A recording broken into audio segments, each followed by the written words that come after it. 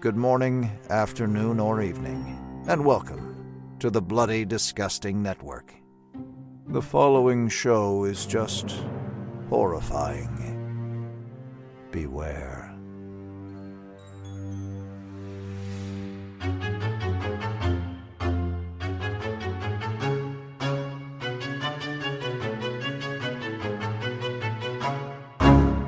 You're obsessed with her, and you're obsessed with her daughter! All right, easy, Geraldo.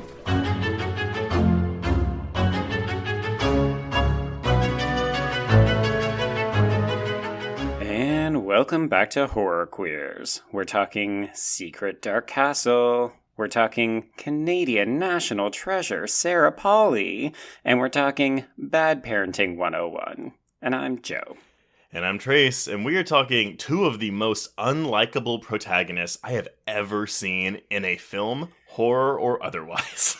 Oh boy, who do you want to root for in this film? Oh my god. Y'all, we are talking Vincenzo Natali's Splice this week, and oh boy. Mm-hmm. I did see this movie when it came out 10 years ago, and I remember really liking it, but also being like, holy shit. Yeah.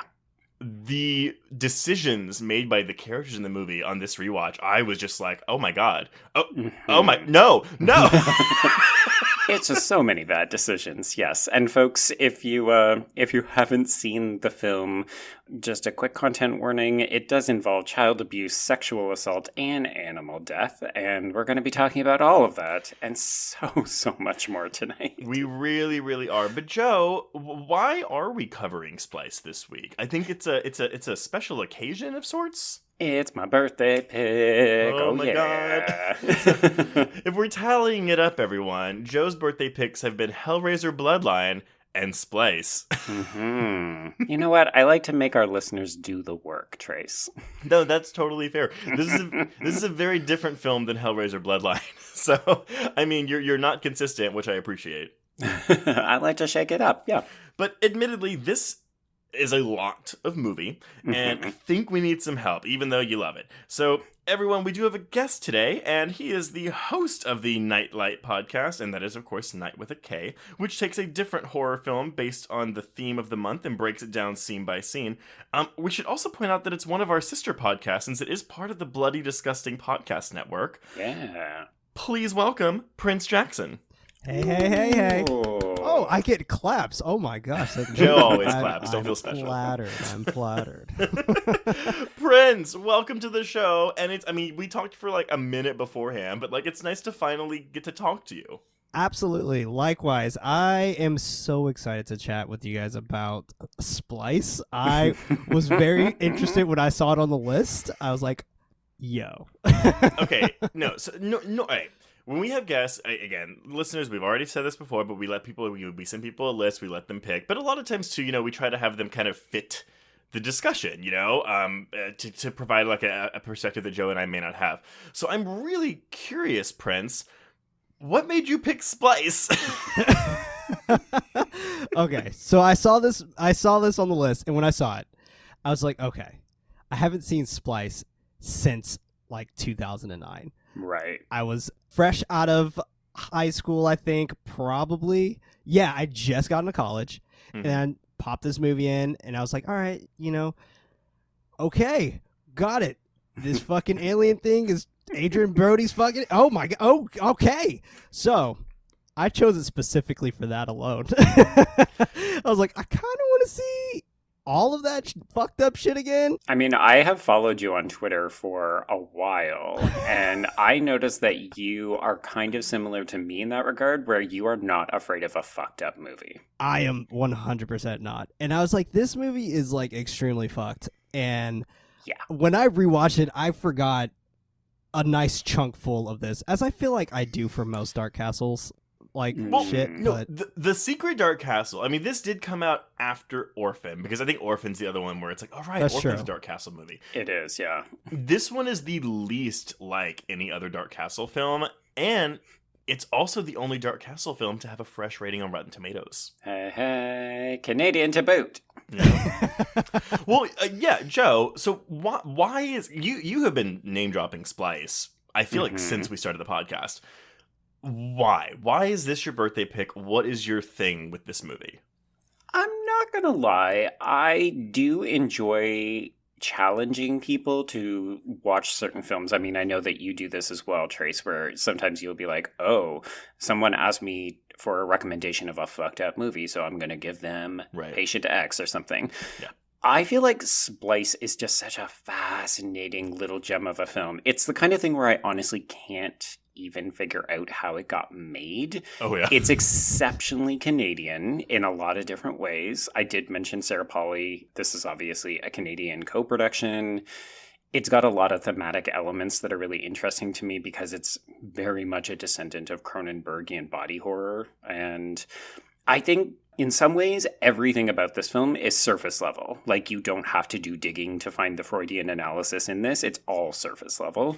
And yet there's so much to talk about. Like, I have had so many drinking episodes with people where we fucking shoot the shit on this movie. That is bizarre to me. Wait, no. So I watched this with my husband. This is my second time seeing it. It was my husband's first time, and he did like it. But literally, like, most of the movie, I feel like, okay, like, I get what we're doing here, blah, blah, blah. Those last 15 minutes are something to behold. But the whole time I was like, I really cannot believe that this went to theaters. This was a mainstream film that went to movie theaters, and even though it flopped, because it did flop, people had access to this movie. Yeah. When I first heard about this movie, I didn't watch this in theaters, but when I first heard about it, I was like, okay, that's interesting.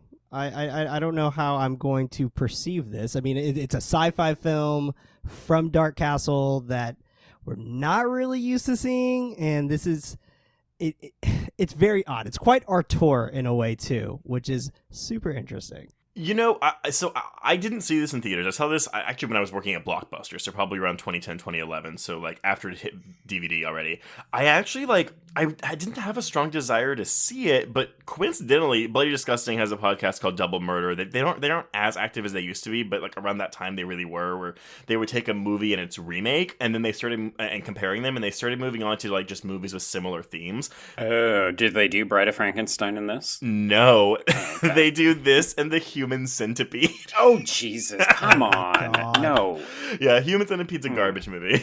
Yeah. I mean, I'll confess, like, there's interesting things to talk about. There's interesting things to talk about in virtually every film. No. There are interesting things to talk about in the sequels to Human Centipede. The first Human Centipede is a boring movie that does not fulfill its promise. But it is a shocking film to see with an audience full of people. To be honest, much like this, I've shown this to people. So Valeska and I screened this when we were doing our horror series here in Toronto, and we didn't have a huge audience for it, but the people who were in attendance, like, audibly gasped and were like, awe-knowing, like, oh no, fuck, no, oh god, what are you doing? I mean, it's one of those movies because I think when I think I had gotten to a part in this episode of Double Murder where they were like, it's like the ending is like you have to see it to believe it, and I don't remember if I had spoiled myself or not. But again, when you hear the ending, like you have to like see the ending of this movie, I was like, well, fuck, now I got to watch this movie. Mm-hmm. And I was going to say I was not disappointed. I mean, I wasn't, because it really is like unlike anything I have ever seen before. But, oh man, this is not a happy movie. No, and I will acknowledge that this is also a very divisive film. There's a lot of people who respect it but don't love everything about it. There's a lot of people who think, oh, this is a bit of an underrated gem. But there are going to be a fuck ton of people that we are going to ask to have watched this film in anticipation of this episode, and they are going to actively hate us. Joe, why do you think that is? Why do you think that this movie is so polarizing and why so many people hate it?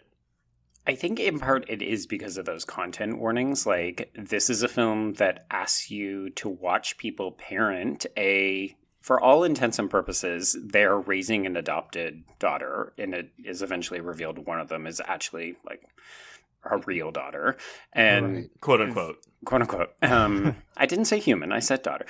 No.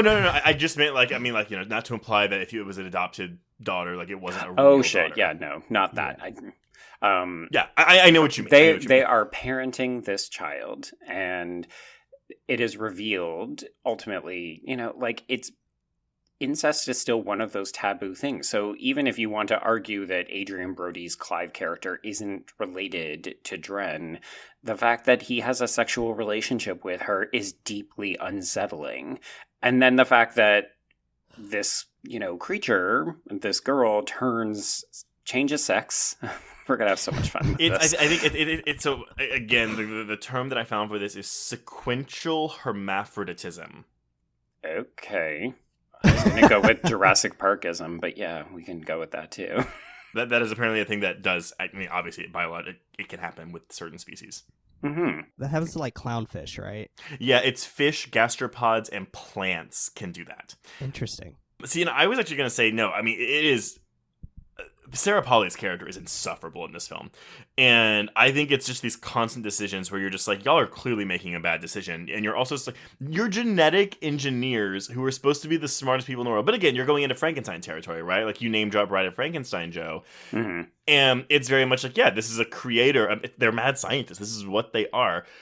I more get it into it where it's like, okay, like, Elsa, she is really in love with Dren when she can mother her, but the second that Dren rebels, she doesn't love her. But then Clive doesn't like Dren when it's a fathering thing, but the second she becomes a sexual object, that's when Clive is involved. So there's so many things here. There's so many layers and nuances and non-nuances, like very like sledgehammer blunt things that just hit you over the head. It's also really interesting on that whole aspect that you were just mentioning makes it super interesting when Dren does rebel, and especially when the sex change officially happens, because of the... I don't even know if you could really call it an attraction towards Sarah Polley's character, because it was rape. Yeah. So like it was so uncomfortable seeing that aspect of like your child is like doing, I guess, the ultimate sin on your parent. It was very jarring. Well, and even with because my husband was asking me this, he was like, "Are we to believe that Adrian Brody is attracted to Dren because he sees Elsa in her, like she resembles Elsa?" And I was like, "I honestly don't know, man." I think it's both, but you could make an DNA. argument for either way. Right. Yeah, I mean, the movie doesn't seem interested in answering those questions. Honestly, I do. I know I'm like saying a lot of things. I do like this movie. My only real gripe is that I do wish we had a bit more insight into Dren's mind and what she/he at the end of the movie was thinking. Oh, see, I don't want that at all. And I think it's a very deliberate decision to make Dren nonverbal for that very point. Right. No, I mean, I'm sure it is. I just, oh, man. The second they move into that bar, and I'm like, really? That's not very secure, y'all. I was more so interested in like the aspect of her mom and how she was treated as a child, because she seemed like she was very much treated animalistic how they treated Dren.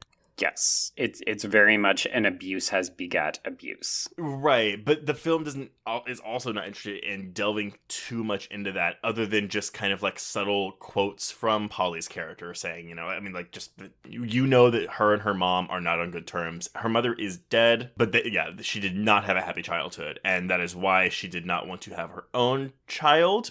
But an experiment, that was okay. Well, and this is the thing, right?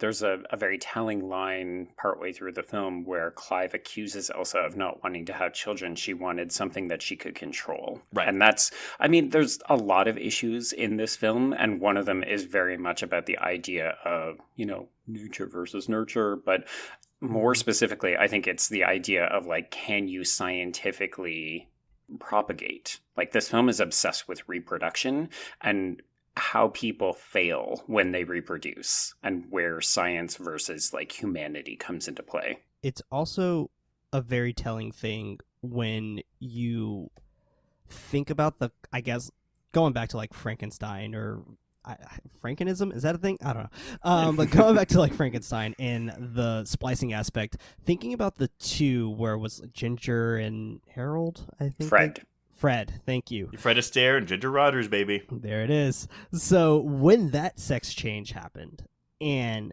they like brutally mutilated each other until they like exploded out of this tank, I thought that whole aspect of when obviously foreshadowing in Hollywood, but when all of that ended up happening, the main thing that kind of made me think about it is where Adrian Brody's attraction came from with Dren was that whole concept of like, oh, I'm attracted to just strictly pheromones, which I thought was very interesting. Like it kind of reminded me of like guess I don't even know the proper terminology for it, but like kind of like when you're attracted to someone's, I guess, their scent, right? Yeah. No, I know what you're saying about the pheromones. Yeah. No, because whenever Clive and Dren have sex, my husband was like, the only way that this can be explained is if she has some kind of magic power. Like, that is the only way this makes sense. And I was like, well, she doesn't. Well, no, I would argue that this film is also playing in some pretty broad gender strokes, right? Like, so one of the other critiques that people often hurl at this movie is that it doesn't like women, so there's an argument of misogyny.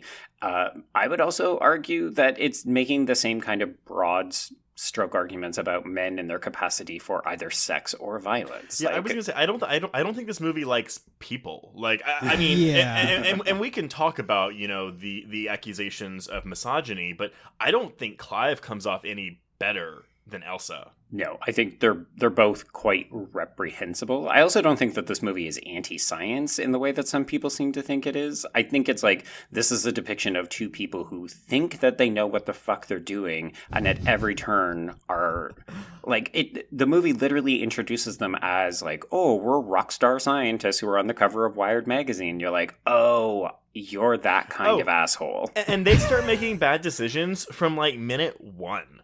Yes, they're driven by ego. They're narcissists, and they get in over their head, and they end up creating a monster. Yes, right. This movie is 104 minutes long, and it is just filled with them constantly making poor decisions, and I cannot stress that enough. Now, I do want to distinguish the fact that doesn't mean that this movie is bad. That just because we have two protagonists that are not likable, and there's not really anyone to root for, unless you are rooting for Dren. Which I honestly think we are for a lot of this, because she is an abused figure. But that's why the post-gender flip, that the movie's making you be like, oh, well, I felt this sympathy and empathy towards this creature, and now it's like, oh. But then again, it's also like, well, don't... this is sound terrible, but like it's kind of at this point where, because I mean, I was kind of like, oh, these people deserve to die. And then when Elsa is getting raped, I caught myself, because again, I'm not thinking to myself, oh, she deserves this. This woman doesn't deserve to get raped. But I feel like the movie is doing kind of like one of those funny games things where it's like, but do you want that? These people definitely deserve a comeuppance of some kind. Like, they need to be held accountable for what they have wrought. But yeah, I think this is one of the reasons why people have an issue with it, is because the movie then says, okay, well, this is one of the things that we could do. And obviously nobody wants to see Sarah Polley, fucking Canadian national treasure, Sarah Polley, get raped. Like, well, and it's interesting too, because Clive isn't raped. Like, it's just the female character in the movie that's getting raped. Well, Clive doesn't need to be raped, because Clive is a fucking idiot who only thinks with his dick, so he submitted willingly. Exactly. And even when that whole transaction happened, it was very fascinating, because it kind of made you think like, okay, like I get that Dren ages very quickly, but she's still a child. I mean, she's still a teenager, right? Like she like. Well, no, because I think the thing is, like, so she physically ages, but she mentally ages the same as much slower. So yeah, she is very much still a child. Also, I mean, I'm assuming they did like a whole X-ray of her like body and stuff, but I would be really afraid there was teeth in that vagina. Oh my god! Yeah, I did think that actually this movie would make a great double bill with teeth. Yes, absolutely. Oh, yeah, 100%. Absolutely. It's like, be careful where you stick it. The double feature. Well, it's coming for you. So speaking of broad strokes, we've been talking about this movie in broad strokes. So I don't have any production history for this, so I just thought I'd go through some of the stats, and then we can just kind of jump into the plot, because there is a lot of plot to go through. Yes. So much of it. So yeah, Splice. It's released in it's released internationally actually in 2009, but it does hit the United States. It hits U.S. theaters on. It's a summer movie, y'all. June 4th, 2010. Distributed by Entertainment One, which I believe is a Canadian distributor. It is, yes. We're looking at a budget of $30 million. Now, Joe, refresh my memory. Canadian films, like, y'all fund these. Like, taxes fund Canadian films, right? Yes, in part. So it's kind of like a Commonwealth model similar to the UK and Australia, where we have a government fund. We also have provincial funds, or the equivalent of state for you Americans. And we put into that as part of our contributions to the cultural development of the nation. So this received telefilm money, as well as, I believe, Ontario money, which is the province that I live in where it was made. So y'all made this fascinating. happen. We did. When I finished watching this with Brian, I was like, our tax dollars paid for this movie. Wait, did Brian watch this movie with you? He's watched this several times with me. Every time he's like, what are we watching? Fantastic. Oh, it's this movie. Every year for Joe's birthday. Oh my god. Well, so needless to say, this movie did not do well at the box office. I don't have the cinema score, but I think people hated it too. Oh, 100% they did. It opened in the number 8 slot with $7.4 million in North America, and it went on to gross $17 million against its $30 million budget. But it did make $10 million internationally for a worldwide gross of $27.1 million. Yeah, but you know what? Critics mostly liked it. We're looking at a 75% on Rotten Tomatoes with an average score of 6.7 out of 10. But then when you move over to Letterboxd, you're looking at a 5.2 out of 10 from viewers. I don't really, again, in terms of crew, nothing big really here, except for the director and one of the 3 writers of this movie, Vincenzo Natali. And listeners, if you don't know who that is, he is the director of Secret. It's not really a secret gem anymore, because I think everyone knows what Cube is, but he directed Cube. And 2019's not great Joe Hill Stephen King adaptation, In the Tall Grass. It's true. I know we're not even talking about that movie, but that movie's terrible. It's not good. It's so fucking awful. It's not good. Yeah, he's also done a lot of television work, so some of the more surreal episodes of Hannibal season 3 are directed by him. He's also directing 2 episodes, episode 7 and 8 of The Stand, Joe. So we got those to look forward to. Random fact, though, he also directed the unaired Tremors pilot with Kevin Bacon from a couple years ago. Oh, wow. Interesting. Trying Trying to imagine what that would look like. It was supposed to be a sequel to the first movie, I think. Like, it was going to be even though there was already a Tremors TV show in the mid-2000s, and I totally watched it, this was like, oh, Kevin Bacon's back, and they filmed it, and then it just, like, whatever network had it was like, nope, not doing it. Yeah, I think it was Sci-Fi. Well, but the original series is on Sci-Fi. Oh, that's right. Yeah, back in the mid-2000s, right? Yeah, it was a 1-season thing. And I honestly am just wondering if, like, the budget for those things is too high, because the graboids aren't cheap monsters. This is true. This is why you got to stick with these, like, kind of poop and penis slug things, like in this movie. Oh, God, the blobs. Oh, the way it just slithers at you, too. It's just like, ugh. Love it. I'll try to avoid doing too many of my husband did this, but he was just like, what the fuck is that? I love it. It's like a Rorschach creature. It's whatever you want it to be. Yeah. Yeah. Poopy penises. I love it. Oh my god. So yeah, that's it. Joe, start us off. All right. So we begin with some X-Men inspired looking credits, and then we open with a point of view birth scene. And this is Fred, who, as I mentioned, is somewhere between, like, poop and a dick. And a lot of people just call it, like, a blob or a slug. And this is a creature who is being welcomed into the world by his scientist parents, Clive, played by Adrian Brody, and Elsa, played by Sarah Polley. I have to be the dick for a moment, though, y'all. And I hate being this guy. I have never found Adrian Brody attractive. And his inclusion in all these films flabbergasts me. So, not to pull like a promising young woman, but I do think that the casting of 2 unconventionally looking attractive people, like, they're both clearly still Hollywood stars. Right. But they're not, like, nobody says, oh, Adrian Brody's super hunky. Like, you're going to get a certain subsect of people who say, oh, I like him. They're not heartthrobs. Right. I mean, I beg to differ. I know some people that really get boned up over Adrian Brody. Okay, well, those people need Jesus and/or therapy. But Wait, but don't you love how his brother though just has like, I mean, I think it's actually his real hair, but like it's just I was like, you went to Party City and said, "Can I get an Adrian Brody wig?" And they just put it on this poor actor to play Adrian Brody's brother. Oh yeah, Gavin, that poor dude. I think that's actually what his hair looks like though. Oh my god, I wouldn't be surprised. Like it looks like it fit him oddly perfectly. Right? It was very odd, but it definitely is his hair for sure. I just think like the casting of Sarah Polley and Adrian Brody to me seems incredibly specific. Like, right. Sarah Polley is honestly, she's the equivalent of like Shirley Temple in Canada. She's like a national treasure. We watched her Really? grow up, and then of course she like made good by becoming this acclaimed director. So at this point, this is very off-brand for her to be making a weird science fiction horror movie. Well, she did Dawn of the Dead before this, though, right? Yeah, She so did, yeah. That's how I was introduced to her. But Joe, you've mentioned a movie on here before. It's The Sweet Hereafter. That's like her big thing, right? Yeah, and that's the equivalent of a Oscar-winning film in Canada. Got it. I mean, it technically won Oscars in the U.S. as well, but it's a very prestige art picture, like the kind of, it's tantamount to like The English Patient in terms of like, holy moly, this is cinema. Yeah. And then, of course, you've got Adrian Brody, who is like, you know, at this point, he's won the Oscar for Best Actor for The Pianist, but he's also made that snafu by kissing Halle Berry during his like, he's kind of the dick. So it makes sense to cast this off-brand Hollywood guy as like a kind of grody scientist. Yeah. Mm-hmm. For sure.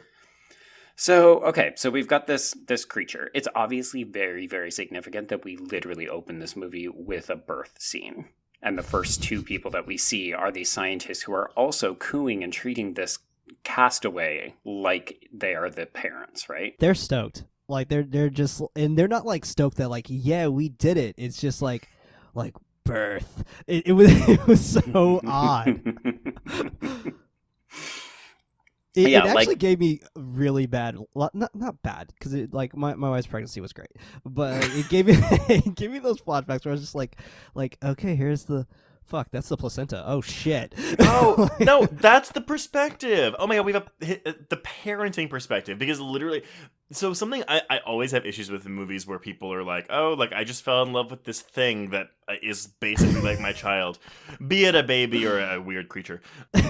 I've never, I mean, because my husband and I will never have kids, and we don't want kids, so I'll never have an instance where I like, you know, accidentally get someone pregnant and just have to have a kid, and like whatever. So that's good, because literally watching this, I'm like, kill it with fire, get it out.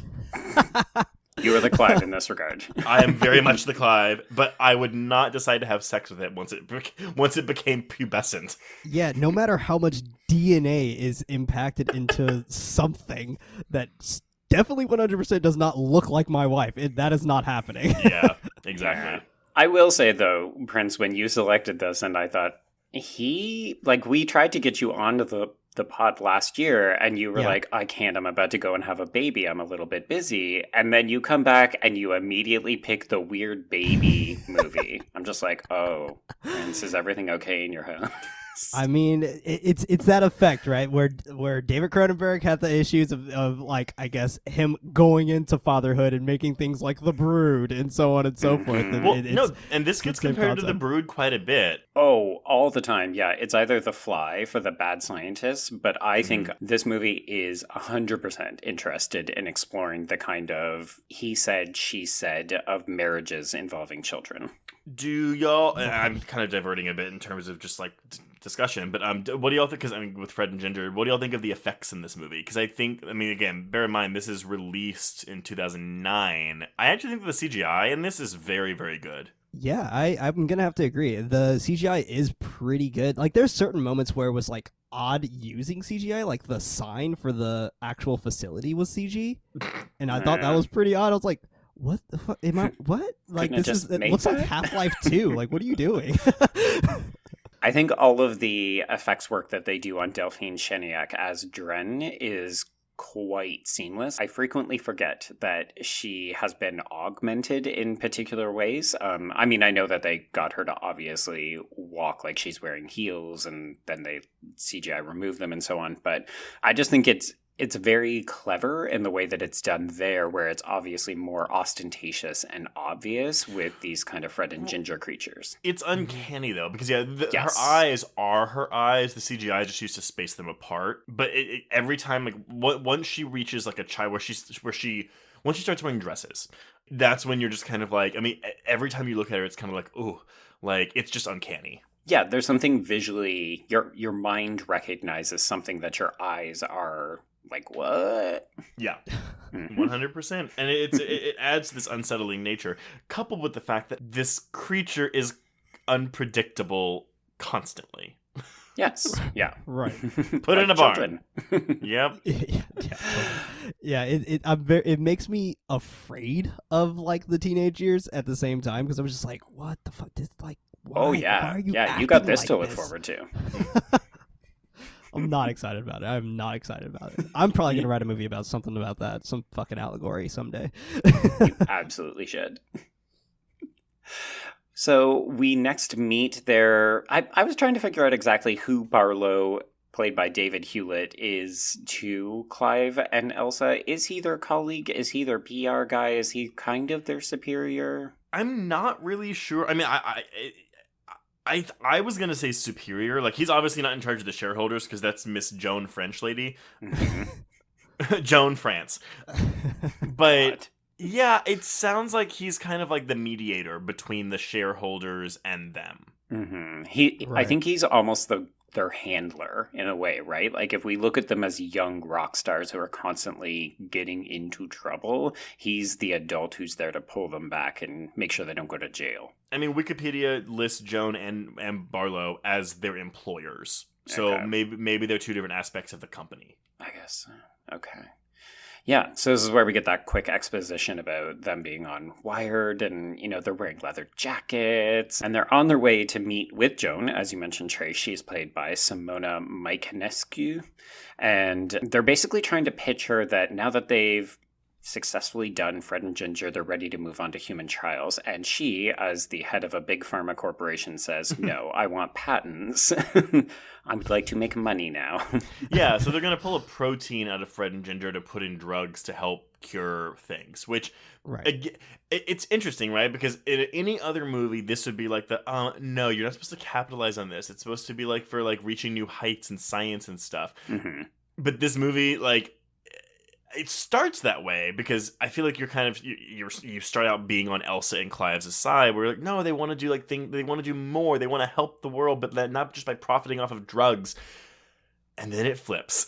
Yeah. Mm-hmm. Yeah, and it's also very interesting on how that concept comes into play because of how they are like big pharma or whatever. Like it felt so conspiracy theory where it's just like, oh, we're peeking behind the curtain and this is how big pharma actually treats it.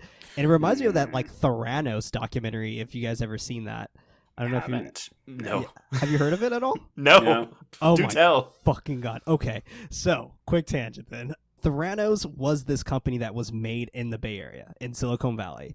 And Silicon Valley is where pretty much all the bullshit technology stuff is made. Yeah. But it was this lady, and I'm blanking on her name, and I'm sure someone's going to fucking yell at me, but she created this thing, and I'm using quotations here, where you take a bit of your blood, and it tells you every single disease you could potentially have. Oh, God. And she marketed the fuck out of this thing. She even got it so far it was in Walgreens. Oh. And it was like they were selling all these other things, and then eventually people started dying, and their head scientist like killed himself because he couldn't take the lie anymore. And this movie brought all of that back for me. I was just like, oh, holy shit, this is 100% Theranos right now. Oh, no. I would totally say check that out. It is the documentary, I think, is on HBO if you wanted to take a look at that. The documentary is actually called Inventor: Out for Blood in Silicon Valley. Yes. Okay. And her name's Elizabeth Holmes. That was her name. Yes. She Nice. is still on trial till this day. Oh, good. Okay. I do think it's interesting, though, that initially this film positions this woman as this kind of face on a faceless corporation that we immediately think, oh, okay, well, the issue is going to be her. She's going to do something. She's going to push them into some kind of bad area. And really, it's like she was the villain. Yeah, but all this to say, so they rebel because they are rebels. So they will not be tied down by this woman. They will not do as they've been instructed. So we get cold Chinese food, we get Tic Tacs, and we get a science-y montage.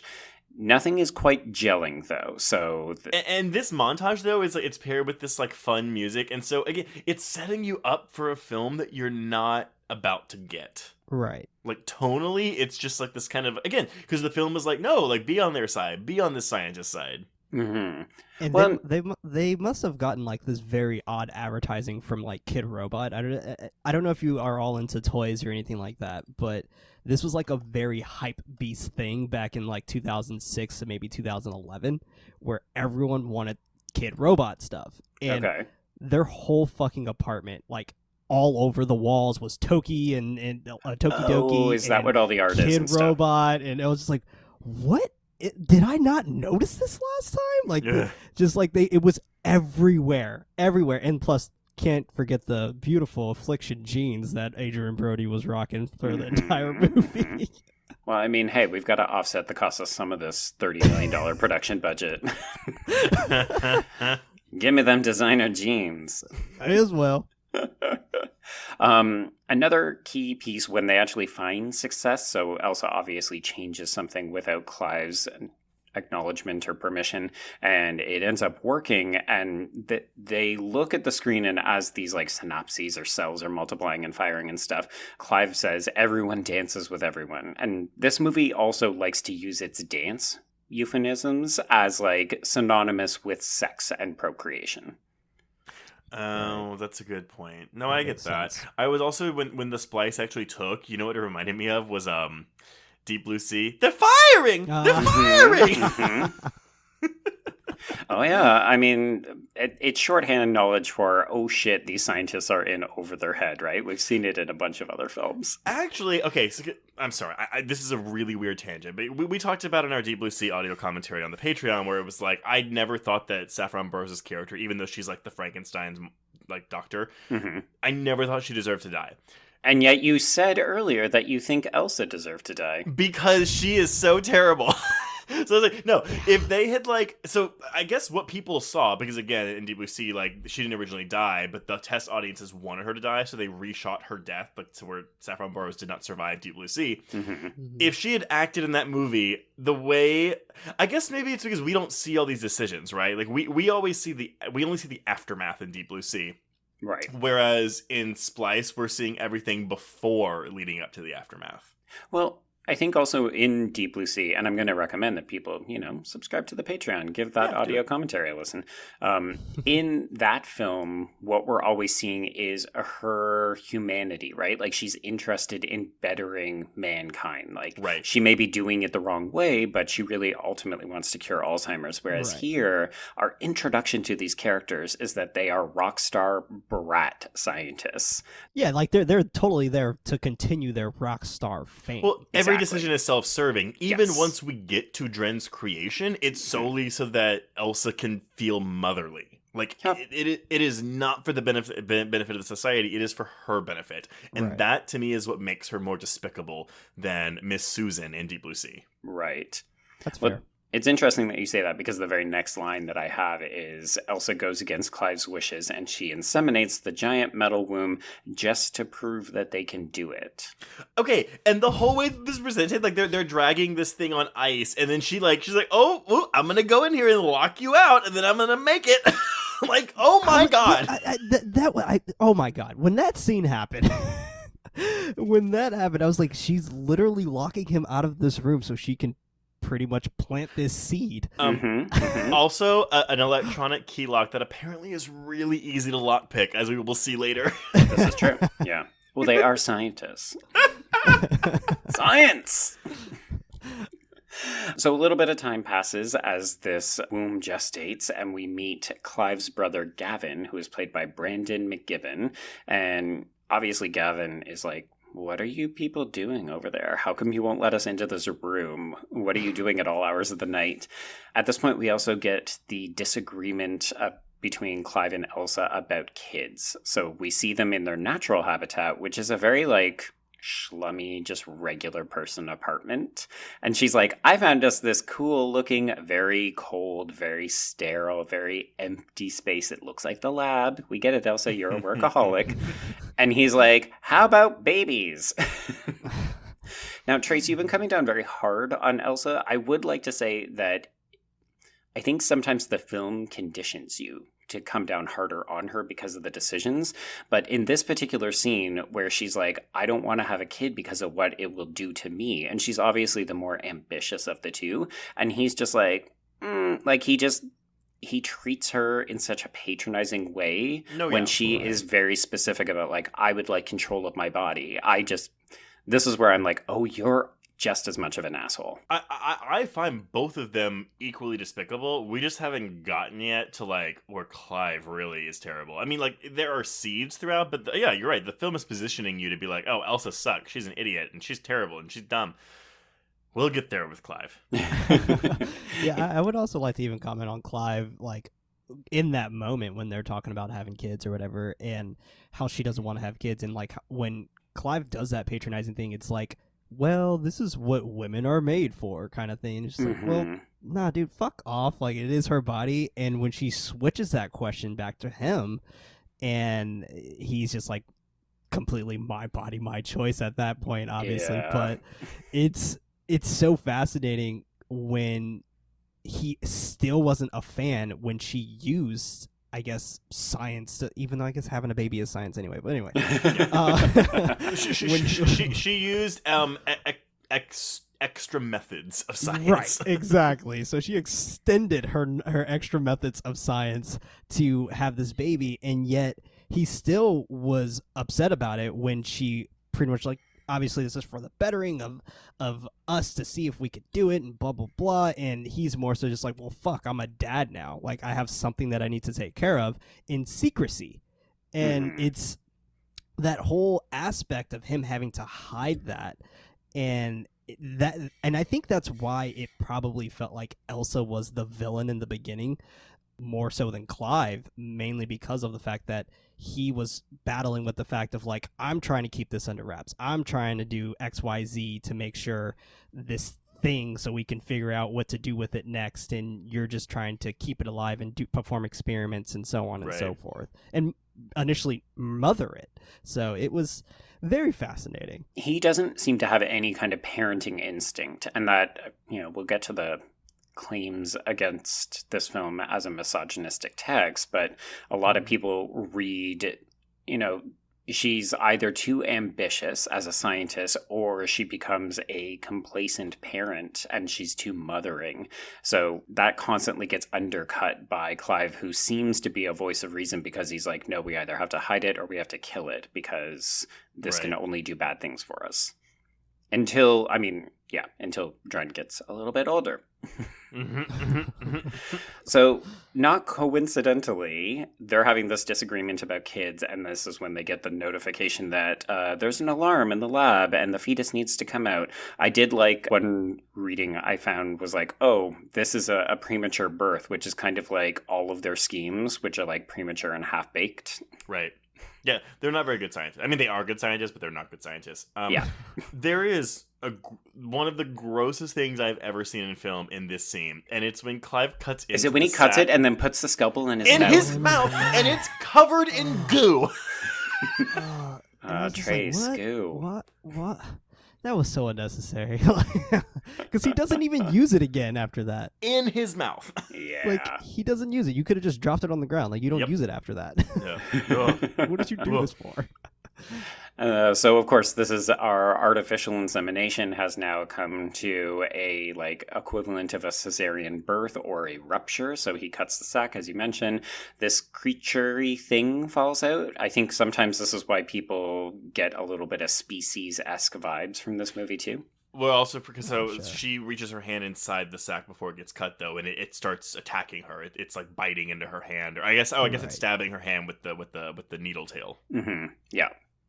Which, if you think about it, clarifies that it has self-defense mechanisms. Like, it will defend itself against even its own parents. But it also made it seem like, too, that since Elsa was sort of, I guess, attached to this thing, that it probably couldn't kill Elsa with the sting, because unless it was a whole thing of like, oh, the toxins aren't formed yet or whatever.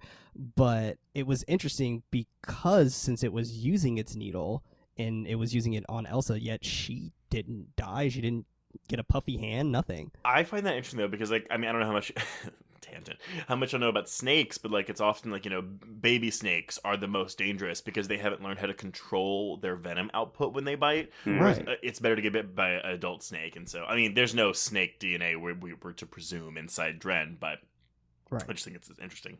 Yeah. I'm interested that you say that, Prince, because she does end up having this seizure after she manages to get her hand back out. That is true. Are we meant to believe that, I can't recall, is it something that Clive does to help her, or does she just kind of make her way through it? He injects her with something that brings her out of it. Okay. And then he calls the thing, a mistake. Yes.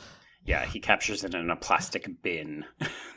So this is the first of several different interactions or variations on the same interaction, if you will, where Clive is like, I want to kill it, and Elsa says, I want to study it, and then she wins, and he acquiesces. And Gavin just wants to be involved. Oh yeah, it's we won't carry it to term. We'll kill it before it gets that far. Oh well, too late because it aged fast. Okay, well hey, we'll just study it for a little bit, then we'll kill it. Oh nope, that's not gonna. Don't trust her. Right.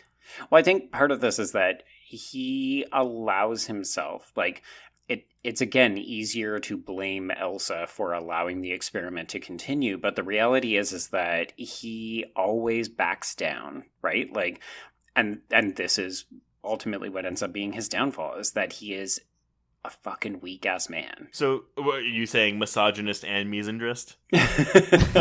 I'm saying that it all applies. Like, people who want to selectively apply criticisms to this film need to look at, like, the film is doing all of this and more. Like, that's why I think it's such a fascinating text to consider. Why do you think it's doing those things? Like, what message is Natali and his two screenwriters trying to get across with this movie? I mean, I think the easy one is, like, don't play God. But I think more so, it's like, don't go into things without, like, really thinking about why it is you're doing this. Because the reason, in part, you could argue that Elsa is so determined to see this through is because she sees this as a kind of progeny that she can control. So she doesn't want to run the risk of being the bad mother that she had. She's like, I can control this if I treat it like an experiment, but then she ends up becoming maternal otherwise. Right. I don't know. I find Elsa a more interesting character, to be honest. Just because she's not likable doesn't mean she's not interesting. Absolutely. Right. Yeah, no, I definitely believe that she is a very interesting character, and she does have those characteristics that show us that she is a person of interest. I just think more so with how they first characterized her in the beginning of the film, or in the first, I guess, 2 acts, of how she seemed to be the villain, and her and Clive definitely were starting to have a rocky relationship after that, and so on and so forth. So it was super intriguing on how they categorized her to be kind of the villain towards Dren, especially when she first hit Dren, right? And it was just like, it was so like, oh my god, like, you hit her, and it's I know we're not there yet, but yeah. Sorry. Well, I do think it's fascinating too, because we are presented with this pair as though they are a couple, and I would argue that they're the equivalent of a non-functioning couple that stays together. Like, we talk about how they don't have sex all that often. We talk about how she's a workaholic and he's clearly not. I don't think he's as good of a scientist as she is. And there's like, I think that's part of where like a power dynamic. A little bit, yeah. And maybe I'll leave it at that for now. Okay. No, that's fair. That's fair. Okay, so yes, Clive is like, I just want to keep killing it. And Elsa's like, no, now it's the size of a chicken and it eats Tic Tacs and it's interesting. And he's like, no, I'm going to gas it. And she's like, no, we should take an x-ray and look, it's filled with junk genes and tumors and defense mechanisms. And this is also where they discovered that it is a she. So they start to refer to she as opposed to it. I get some real alien vibes too, like the sack that it basically like not the first one but the second one that they open up. It's like it's very face huggery. Mm-hmm, Yeah. mm-hmm. Even like the artificial life container that it was in, when it's see-through plastic, but it's got the goop on the lid when she opens it up, and you're like, oh shit, the face hugger's out. So time passes relatively quickly. We kind of get, it's not quite a montage, but it's like the calendar flies by. There are two scenes that are important that happen with Clive. One where Gavin says that something important is happening with Red and Ginger, and Clive is too distracted to pay attention to it. Mm-hmm. And then there's also a scene where Barlow reinforces that there's an upcoming presentation with Red and Ginger that they really need to nail because it will determine their funding moving forward. He tells him flat out, oh, the Ginger's estrogen levels are very, very low. Like, that's the important thing. And he's like, what? Why aren't you paying attention? Because you're the scientist. You're the head scientist on this project.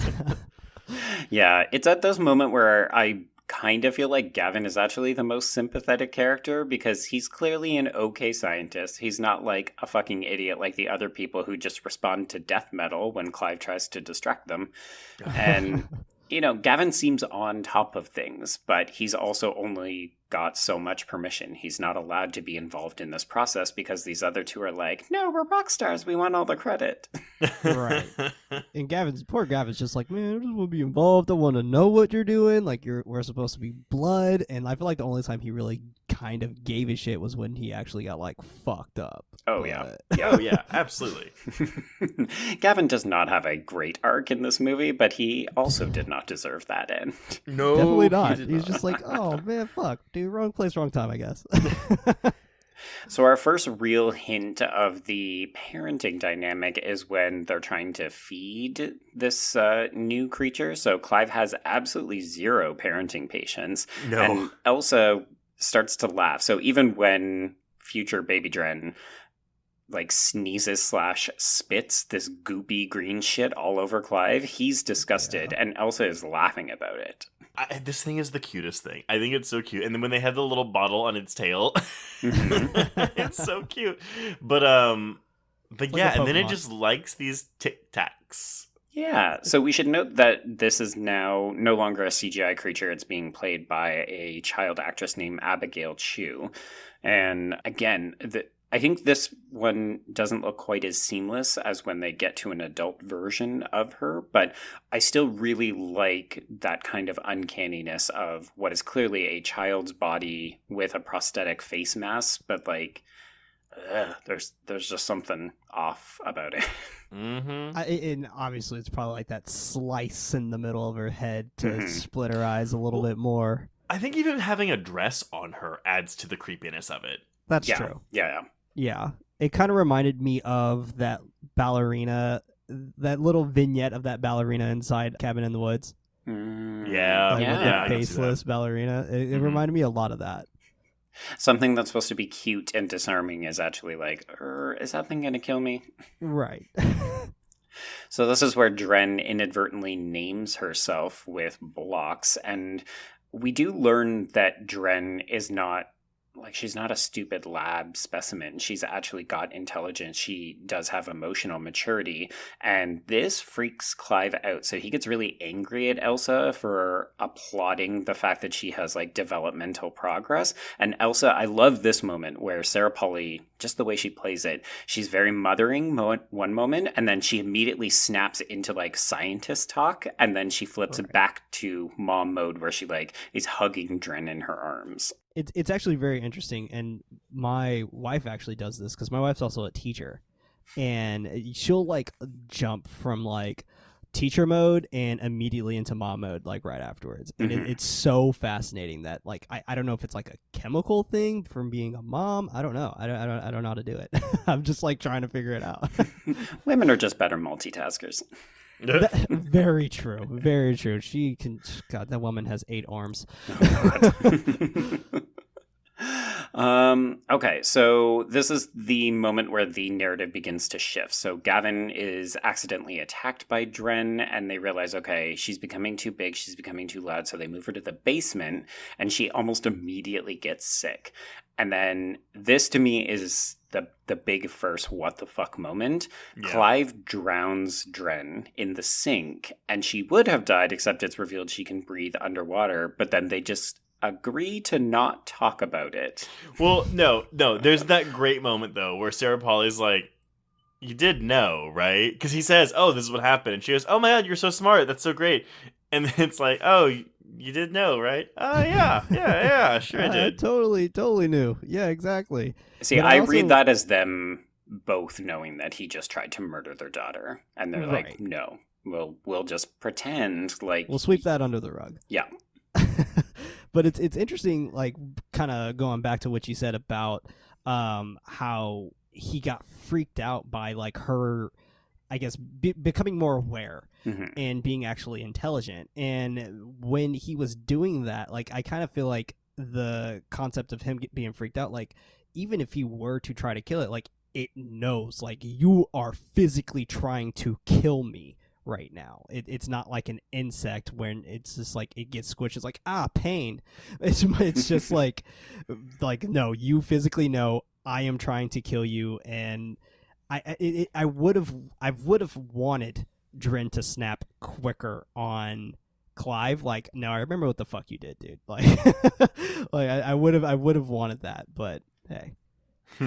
Yeah, it's interesting because we definitely have, like, at this point, this is firmly child abuse, right? And we also know that Sarah Polley's Elsa doesn't want to become a biological mother. So, and it's in large part because she was herself a victim of abuse when she was a child. So, do y'all think it's a mistake that we don't get more backstory on that? Or are you satisfied with the little, like, hints they give us?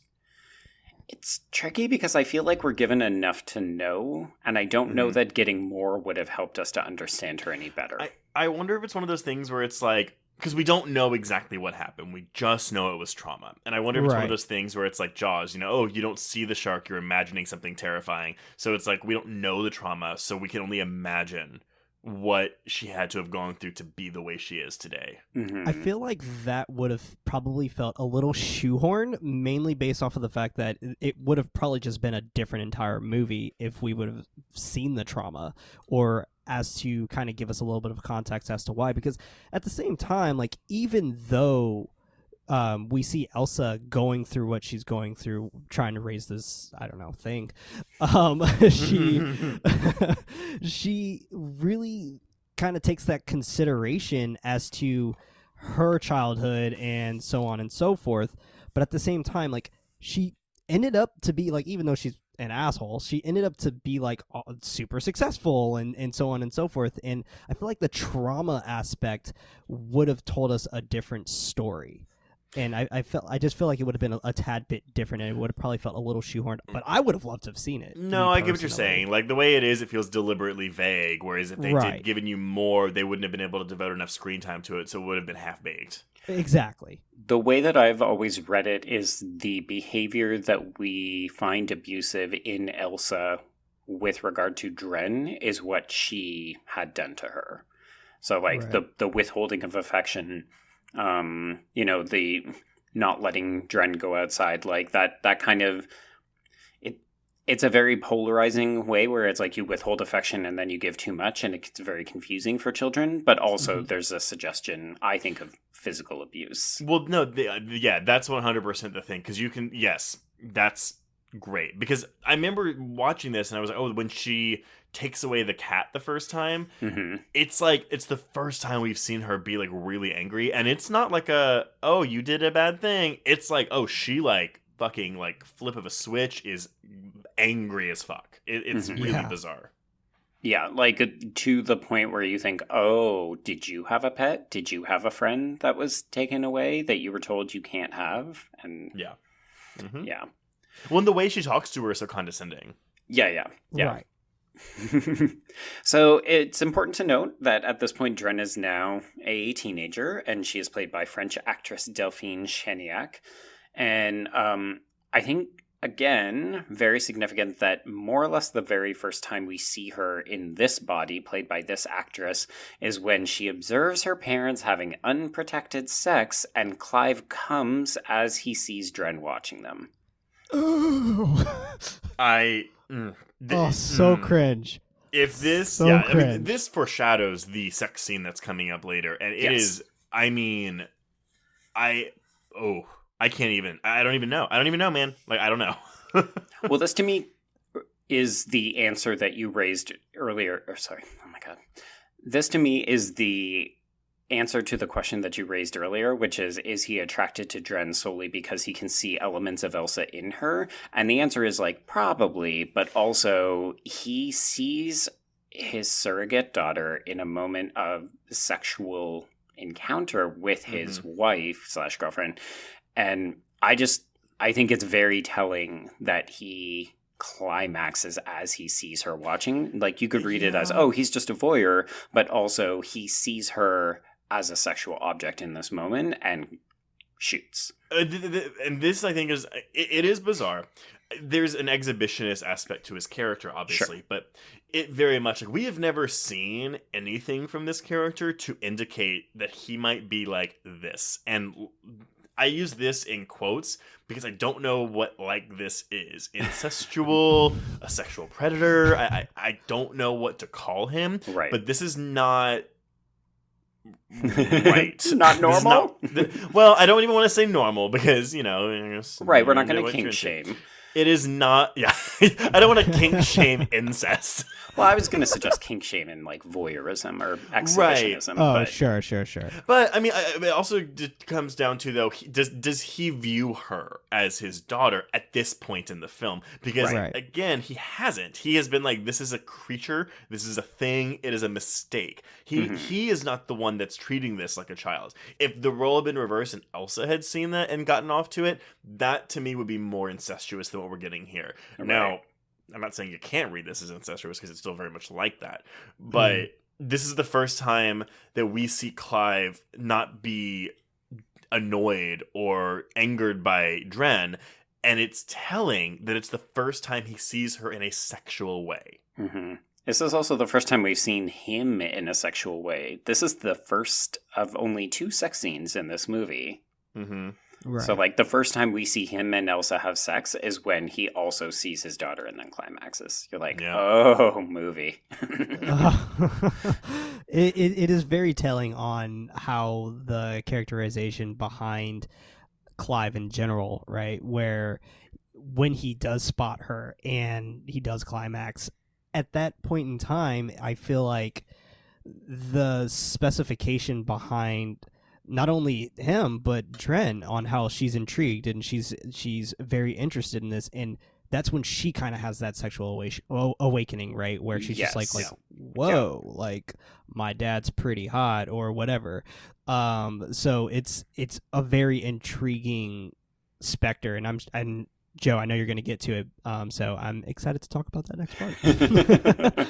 Yeah, before we can really start unpacking this fractured nuclear family, we do have to deal with the most Cronenbergian aspect of this film. So, gents, it is presentation time for Fred and Ginger, and this is the moment where we see them murder each other on stage, and they splatter the first few rows with viscera. I couldn't help but think of the Evil Dead musical with its like, splash zone. It's the splatter zone. Yes. It 100% is. No, the whole, because it takes a bit before the thing topples, and the visual of that whole front row getting splashed with gore, not just blood, but like gore. Yeah, it's just chunks of meat. It is so good. Hilarious, and it. But I was also thinking, like, y'all had a lot of time to get out of that. Like, y'all could have run away way earlier. Yeah, like legit. You're waiting for Shamu to like splash on you. Come on. It's great though. I mean, it's honestly like it's the funniest part of the film by far. By far. Yeah. Oh, it's fantastic. And I love Clive's reaction. He's like, man. I would argue that this is like the end of where the movie is ever fun. Like at this point, we are only going into like sad, upsetting, dark territory. No, yeah. I mean, it's getting abysmal. this is the oh my god, like not the linchpin, but like it's the turning point, the fulcrum, whatever the fuck you want to call it. Mm-hmm. And then like where after this is a foreboding scene, even though it's hilarious. And I love that line that Joan gives, where it's like, "Your first living hybrid changes sex, and you didn't notice." Mm-hmm. Oh, it's so good. They're terrible scientists. Parenting is tough work. They probably haven't been getting a lot of sleep, right? Right, they've had 3 kids in the span of like a month. Fair enough. Yeah, so Gavin is understandably panicked by this new development because Joan and Barlow are like totally pissed off. So they realize, okay, we're going to be under a microscope as far as Big Pharma is concerned, so they need to hide Dren. They can't just keep her in the basement anymore. So this is when Elsa offers up her family farm. And we get a very significant change in the feel, like the visual aesthetic of the film, because up to this point it has been very Cronenberg, like lo-fi, sterile lab. And this is when we get kind of like country home. So we're in a barn, we're in a country house, but the visual aesthetic gets darker. Like, it's not warm just because we moved to the country. Right. Yeah, I mean, it's cold. It's cold as fuck. Yep, it is. Snow on the ground, baby. I will say, though, that I watched this movie within 48 hours of watching Psycho Goreman, which also has a creature, like, locked in a barn type thing, which was really funny. Isn't that one Canadian, too? I think so. I think so. It's the Void guys. Yeah, it is Yeah. then. Okay, so of note, before they can even get Dren into this barn, she escapes and eats a bunny. She does that. And she smiles and she clicks and... It was a very odd way to add their version of comic relief. Like it was just like this movie didn't really have those beats until like this spot where we're just like, oh, look how cute I am. I do wonder too if that's, I mean, again, ending aside, if that's kind of like some audience members' frustration with the film, because the tone, it's not tonally off. It's all of this is very intentional. I think it all works well together. But I do wonder if those elements of comedy that are very few and far between, but if those elements like really like just confuse people watching this. Entirely possible. Yeah. It's hard for me because they're almost always juxtaposed, right? Like, so I agree that this presentation is like, it's darkly comedic, but then immediately afterwards, it's like, holy shit, we're in major danger. We need to like leave the city with our creature. And then this scene, you know, yeah, you're right, Prince. It's very funny. The trilling is perfectly timed, but then it cuts to Elsa yelling her fucking tits off at Dren, who refuses to look at her. I mean, I think to parents who have a teenager, they'll be like, oh God, yeah, I've been there. I'm yelling. They won't even look at me. They're not paying attention to me. They just hide out in their water tank. This is what parenting is.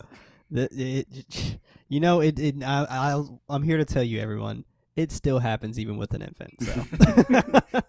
Oh God. It happens. You need to imprint harder on your child, Prince. I try, and it's funny because like she'll do that little smile thing. And I'm just like, yo, like, you know, we know each other. Like, what's up? Like, she recognizes me. Yeah, today's the day.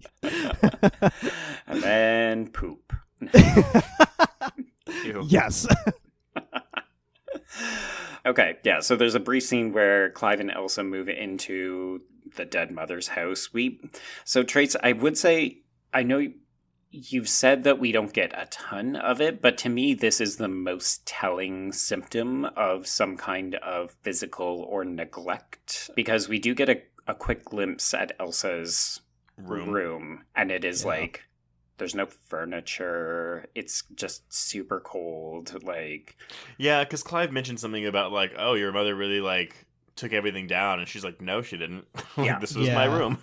Yeah, like he asked her like, "Oh, I thought you said your mom left your room the way it was," and she was like, "She did." Yeah. And that made it interesting, and that actually kind of validates my thought process behind of it being shoehorned in. If they were to add more, because Clive doesn't even really know that history behind Well, that. because it would come out like, again, like your clunky exposition where it's like, hold on, stop the movie, I got to tell you my Right. story. It's just like, let me tell you how we got here.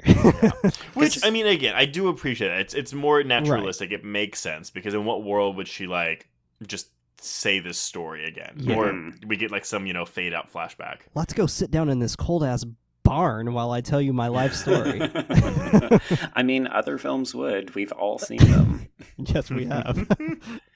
I think it's also telling about their relationship. It seems like Clive doesn't actually know that much about her. Like, she's obviously closed off, but I don't think he's a very good partner in that he hasn't ever tried to understand what her issues are. It's called therapy. That's what I'm saying. These two needed to go to fucking therapy. Couples counseling is a wonderful thing. It sure is. Experienced it myself, it is wonderful. Please do it. Yep, I did it before I got married. It was the best decision of my life. Oh, yeah, still that's it's really great. good. Right before you get married is honestly a really good time to get couples therapy. Absolutely. Also, move in 100%. together before you get married. Yes. That's Oh just my That god. too. Sleep together before you get married. Move in together before you get married. Yep. This podcast advocates for premarital sex. Oh god. Okay, yeah, so we see Dren exploring. This is when she finds the cat. Did you expect her to kill it? No. No? Prince? Um, Oh, wait, I'm sorry. When she finds the cat. Yeah. Yes. When she finds it, yes. Yeah, When when she she actually first kills it, I finds was not it- expecting it. Yeah. yeah, when she first finds it, I totally thought she was going to kill it, like, right off the bat, and, like, I thought she was going to do, like a Rob Zombie Halloween, just breaking the God. neck of the animal Oh or my something. I was like, I was about to be like, oh shit, we're about to see some shit, and it didn't happen. Yeah. I think it's a clever bit of humanizing, because at this point we don't know much about Dren except for the fact that she very clearly looks like an adult human being. Yeah. But she has the temperament of A child. A child. So the scene where she eats the rabbit, the scene where she's petulant to Elsa and she hides in the water tank, and then this, it's like there's a childlike curiosity, but also a don't tell me what the fuck to do. Yeah, like she's definitely on that borderline of like, I'm still an 8-year-old in my mind, but my mind also flips to something like more either hormonal or pubescent. It's just like Francis Ford Coppola's iconic film Jack with Robin Williams. No, why are we talking about Jack again? Stop it. Because I have to remind people that Francis Ford Coppola directed that movie. It was a Coppola. How did that even come up in that Patreon episode? I can't recall. No, but I mean, like, that's like, oh, he ages at 4 times his rate, so when he's 10 years old, he looks like a 40-year-old man, and then he, like, falls in love with Jennifer Lopez's teacher. Like, it's insane. It's so creepy and gross and weird. Just like Splice. Yeah, exactly. Fair enough. So we get this great scene where Dren throws a temper tantrum because she doesn't want to eat the food she's been given and she wants to go outside. Adrian Brody, I think, gets the biggest laugh of the movie for me, where he says, "Is rabbit considered a vegetable?" Yeah. That's true. That's good. And this is where Dren reveals another secret power that we didn't know she had. So she climbs up through the skylight to the roof and she spreads her wings. As another safety mechanism too, though. Mm-hmm. Yeah, because she almost falls off. Well, okay, so that was what I was going to ask. So does she develop these things in times of stress? Because, so when she develops, like when she's able to breathe underwater, she essentially dies. Like something goes through her body process and she dies, and then she, is able to breathe. Similar to when she changes sex and she goes from female to male, like she dies. She does, right. She doesn't do that with the wings, and I was trying to figure out why. No, she does. She falls off the ledge, Yeah, and she, the like, wings save her. slips. Oh, okay. I thought she just opened her arm. Okay, never mind. So that seems to be the trait. Like she dies, and then boop, new evolution. Right, and it seems like it's just pretty much a kind of a nature by nurture thing where she is about to face death, and for some reason her I guess her white blood cells or whatever. I don't know. Fucking science. Wait, are you not a scientist? What are you doing here? Why are you on this podcast if you're not a scientist? You told me you were a scientist, sir. And it feels like when this shift happens, she has this kind of this mindset of, I guess, yeah, like the nature by nurture concept of just her adapting so quickly to avoid her body being destroyed, or her mind even, because it doesn't even sound like her body, because her body goes through mutilation and so on and so forth, and she's not able to stop that, but it seems like her mind is what doesn't want to be destroyed, and it kind of comes up with these opportunities to showcase these other abilities and these other characteristics that she starts developing. And you really think that by the third time Dren, quote unquote, dies, they would have learned, oh, she's probably just evolving again. Right. So they really should have dismembered her, like before they buried her. God. It's so difficult for me because I can't help but view her as a person in this film. Like, the movie really works for me in that regard. So I think even at this point, like, Clive has begun to call her Dren. Elsa calls her Dren all the time. Like, she is a daughter to them, and she is a real person to us. And we're continually presented with these fantastical, animalistic components that remind us, okay, she is a creature who cannot be controlled. She has a mind of her own, like, she is evolving, she will fight to live. And I love how the movie makes you feel conflicted, or like it's doing all of these things at once without you even realizing it sometimes. Quite genius. Also, we're forgetting that she's going to fly away until Clive says he loves her. Oh my God, let's bring on the Electra right. complex.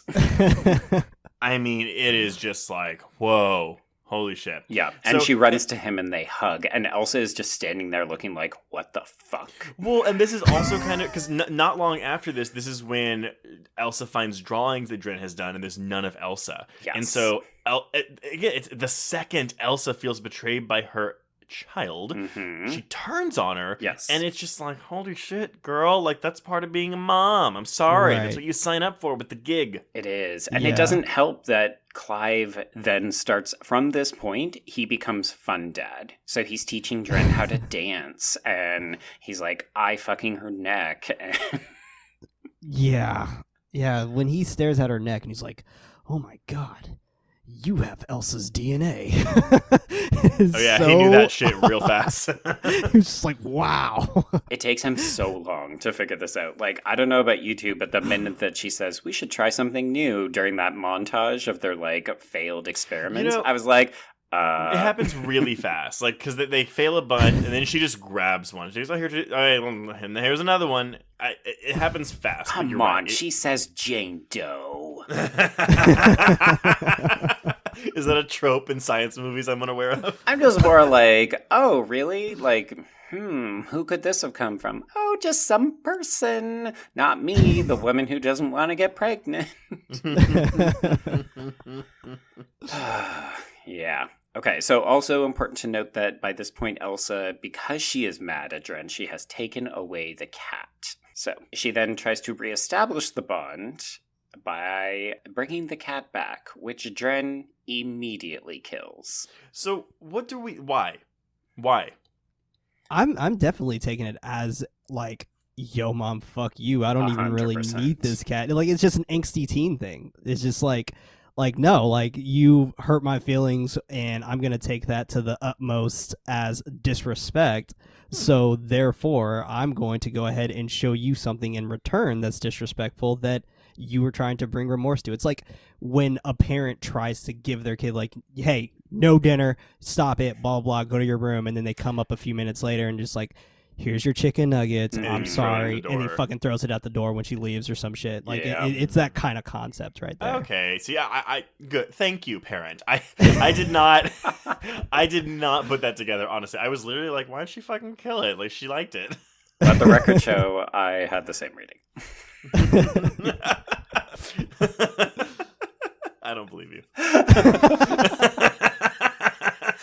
Fair enough. We will fight to the death later. But yeah, then she slaps the fuck out of her. Oh my god, Yeah. she slaps her. Dren attacks her. She uses...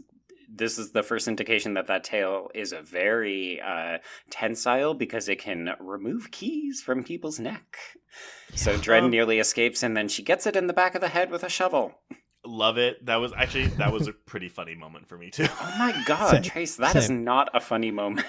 No, here's the thing, right? Because I can't view this thing as a person. It's a thing to me, and that really probably goes to like how I view like a lot of things. This is why you're not allowed to have slapstick. kids. It was funny. But like Clive shows up and she's like, she's become unstable. She killed a cat, almost killed me. Gotta do something about her. It's like, okay, lady, like you're real. Like, again, like juxtapose this scene with anything from the baby scenes. You know, Yeah. it's just like night and day difference between Miss Elsa. Yeah. And honestly, Sarah Polley is killing this role. Like, I think Yeah. she's so good in these parts particularly. Again, this is the reverse of that scene I was talking about earlier where she switches between science mode and mom mode. Here, she is 100% science. She's turned Full off science. all mothering instinct. She doesn't even refer to her as Dren. She goes back to H50. Mm-hmm. Yeah. I find it so upsetting.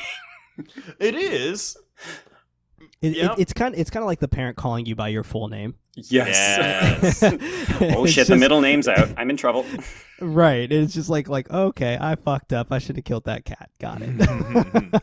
I won't kill any more cats, I promise. Maybe a bunny, but cats are fine. Yeah. Maybe your brother, maybe your boss, but... Fuck them. So Elsa is like, cool, I've got what I need. I have clipped your tail, so I've got a healthy DNA sample. So she heads off to the lab. I'm sorry.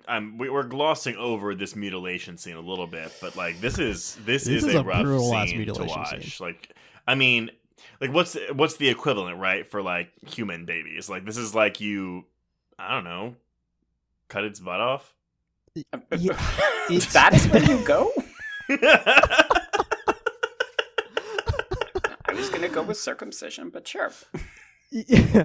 I mean, circumcision. I mean, I guess some cultures view it as a mutilation, but a lot Oh, don't. how about this? How about foot binding?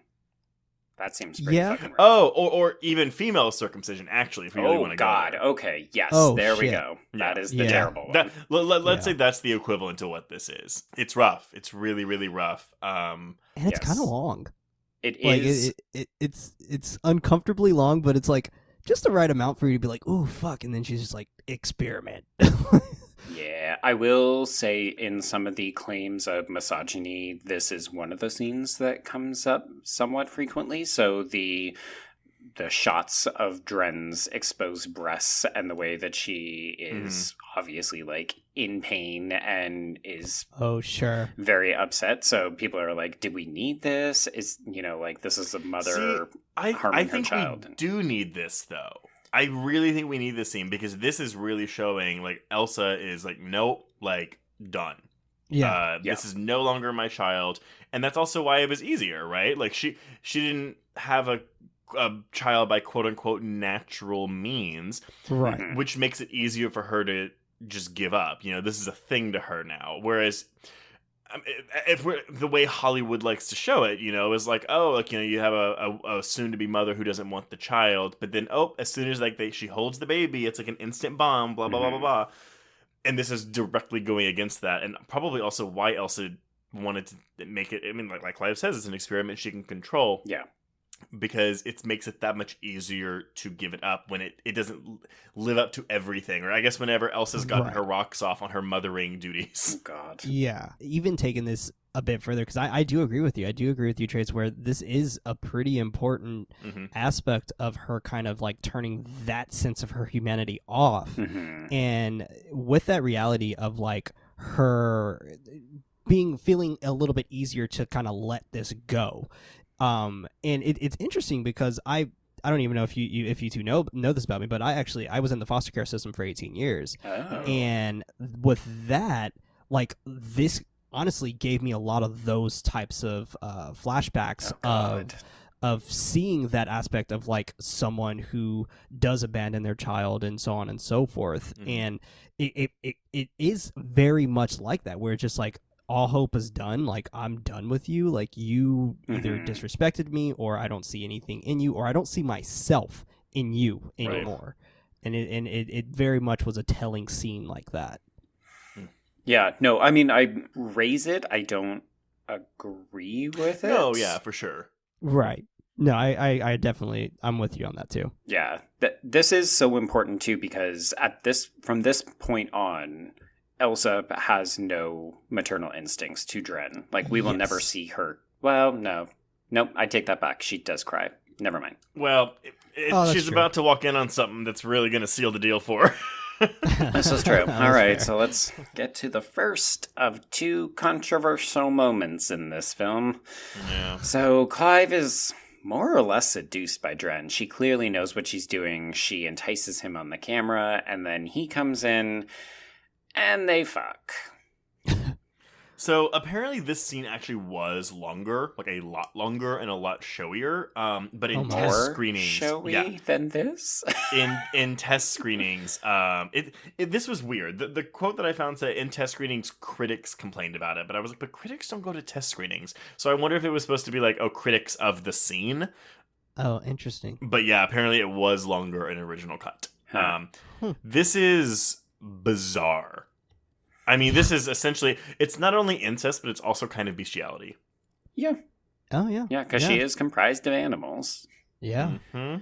One of the things that I like about this from a filmmaking point of view, is that this scene makes you feel so many things. And in some ways, it's just like the equivalent of a late night Skinamax kind of sex scene, right? Like, it's Adrian Brody fucking some hot French actress, but because of what has come before this, we are processing the incest, the bestiality, just the taboo-ness of all of this. And it's just so fucking effective at turning you off.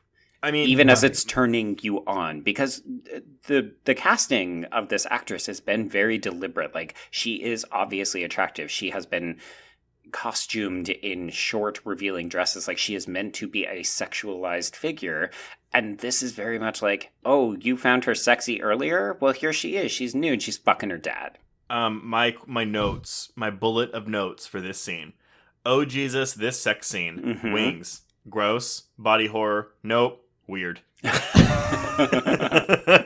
Your notes are very similar to mine on this thing. I was just like, it was definitely interesting because I was like watching this and then I was just like, damn, I could have sworn she walks in by now. Well, Give it a little longer. also, Dren's climax is her wings spreading, right? Yeah. Like, when all Yeah. her wings open. Mhm. And like, Mm. and Clive is into that shit too. He's like, yeah, spread those wings. It's just like, Sure. like, it's very weird. Yeah. I like it because it calls back to the moment where he saved her by being like, we need you. And it was a very father-daughter moment on the roof, right? Yeah. Like, that was when we last saw these wings. And here it's like, hey, remember those wings? Now they're sexy. And now I'm inside you. Yeah. Ugh. Keep that line for later. Mm-mm. So, yes, Elsa walks in. Question, did you think that Dren was maybe about to kill him? Because she is on the bottom, he is on top of her, and we see the stinger. I don't think know. I yeah. That's I don't know. a good question. I don't know. I didn't get that sense, but at the same time, I mean, the tail was rising. Mhm. Well, the tail was rising. Was the stinger out? Oh, it It 100% looked like is it out. was. Yeah. Oh, it was? Yeah. Okay. I mean, it could just be like a climactic moment, like it's an Sure. involuntary reaction. Or is it like a praying mantis type thing? Maybe. I don't know. So yes, Elsa has walked in. It's a fantastic moment. Okay, question for y'all. You're Elsa. Can you get over this? Absolutely not. Fuck no. I have moved out of this apartment before he has even gotten home. Yeah, it's burned down. Yeah, the fact that they reconcile so quickly, or at least like I guess it's like they agree to go kill her. Like that's what Right. they They did. come to a common ground. Oh yeah. And once again, despite the fact that Clive just fucked his daughter, he is basically like, oh yeah, we should end the experiment. It's like, oh, Clive, who do you think you're fooling? I just I don't know how she can even like, cheating is one thing, but like No. cheating with this. This is unforgivable. This is yeah. Like there was already a line and you like jumped over 3 of them. Yes. Oh yeah, minimum. The line is like 10 miles behind him. Mm-hmm. Yeah. So they return to the barn, intent to end the experiment, except that Dren, much like before when they first moved her into the basement, she has begun to move into her next evolution. So she is dying, and they have a tearful goodbye, and then they bury her. Dismember it. Burn it with fire, cut it into pieces, Kill it with fire. Spread it to 4 corners of the world. Seriously. Just trash bags, go one over there, one over there. But we're not done yet, folks. No, so this is when Gavin and Barlow show up because, of course, the shit has hit the fan. They've lost all their funding, but also Barlow now realizes, hey, Elsa, where did you get that new sample? Because I've been working with this dead flesh from Fred and Ginger. You had this, like, fancy new one that I was able to process and so on. So they show up looking for whatever it is that they've been working on because the jig is up. And this is when Dren... We don't know it quite at this moment, but Dren has switched sexes and is now male. She has undergone sequential hermaphroditism. Thank you. Bursts out of the ground, more or less murders them both immediately. Yeah, Super I kind of quick. wish this was gorier. Like, we Me get too. like, Barlow, I get, but like then Brother Boy is just picked up and taken away. Yeah. I think in part because at this point we are so firmly into the climax, it needs to be about Clive and Elsa. But it does feel like, oh, so Gavin and Barlow just show up so they can body count it up. I will say though that this movie like feels like it would be like a 2+ hour movie, so I do respect it for keeping it at the hour 45 mark. This is true. Yeah. Yeah. They kept it very theatrical. Yeah, Your butt will not go it's a down. very accessible film. Yeah. Go to the theaters. Hey, kids, what's playing at the theaters this month? All those grandmas going to watch some new elevated horror film called Splice. I heard it's a nice family drama. It has that darling Sarah Polley and that cute Adrian Brody. Ooh. You know, the one from The Pianist. Yeah, he won that Oscar for The Pianist. Funny words. Okay, new double bill. It's grandma's going to watch this, and then she's going to watch Hereditary. Oh, fuck. I mean, I'm down. that's a feature. Okay, so we get a bit of a chase through the woods, and it looks like Clive might nearly drown, and Elsa is left by herself. There's a very creepy shot of Dren coming out of the water and Yes. looking at her, and it looks amazing. We haven't touched on it a lot, but like Natali actually does direct this film very well. There are some gorgeous shots in this movie. Mhm. Yeah. And like, so when we said earlier, oh, this doesn't really seem like your typical Dark Castle film. Now, granted, Dark Castle films are known for their really high production value. Like, they always look good. And I do think for the most part, they're all shot pretty well. But this is like, there's a bit more artistry behind this than you would see in something like, let's say, Ghost Ship. Sure, right. Yeah, that's a good comparison. Go ship to this, the Dark Castle evolution. But I mean, yeah, I would say the same thing about Orphan. You know, I think Yom Colette Sarah does a lot of fun things with Orphan as well. Yeah, I would say that those two are also a bit more mature, right? It's where Dark Castle has realized we're trying to make movies that aren't just based around a setting. Yeah, Right. exactly. Not that I love those early Dark Castle films, but it often feels like, oh, we needed a script because we just built this glass thing, and it's going to look really good on film. Revisit our former episode on House on Haunted Hill, which both Joe and I love. Yes, unabashedly. I love House on Haunted Hill. That's great. Okay, so we are unfortunately up to the sexual assault portion of our film. So Elsa is pinned down. She is raped. It's very not okay. It's not okay. I will say that for a rape scene, it's filmed tastefully. I mean, if you must include a rape scene, sure. No, I know. Like, I mean, it's not. I don't know. I find the camera lingering on her face as she just looks dead Yeah. as she's moving with the motion. I guess I'm coming at it Yeah. from a point where it's like, oh, like she's not Mhm. naked and like we're not seeing her exposed that way. But yeah, you're right. Right. No, I mean, just seeing dead-eyed face as she's just taking this abuse. I mean, it's rough. rough. Yeah, It's very much so. Mm. It was extremely hard to just still watch it, even though it is definitely a bit more of a lax scene, like compared to like, I don't know, like, gosh, House on the Left or What was it? anything like Look that. at the remake of Last House on the Left. Like that. Yeah. I mean, and again, like there's not really a point to compare the effect. Sure. But no, I get what you're saying. You know, like there's less. Nope, not gonna say that. That being said, Joe, does this scene play into the misogyny argument? Oh, that's a good question. I didn't see it. Mostly the misogyny concerns accusations that Sarah Polley is so unlikable and that it kind of turns motherhood into a weapon. And then, like she is punished with this act. So That's because I view it just more That's as a flawed interesting. character than I do as like, oh, this movie hates women. But to each your own. Do you think this film is saying that she deserves this assault for her mistakes? Oh God, no. See, I can see someone walking away with this saying like, oh, so the film is saying, well, honestly, she's I'm not saying this, but like someone saying, oh, the film is saying, oh, she's getting punished for her stupid decisions. Here's a rape, and then also a pregnancy. yeah. Right, which I'm curious on that, because I mean she does have sex with Adrian or Clive, and I'm curious on like what you guys think. Do you think it's like the baby of I Dren? never Oh, no, saw it's it as Dren's. Clive's. Yeah, Never. it's 100. I firmly believe they would have done tests already on her fetus to make sure it was not Clive's baby. Got it. I mean, you can definitely read it both ways. It's open-ended enough.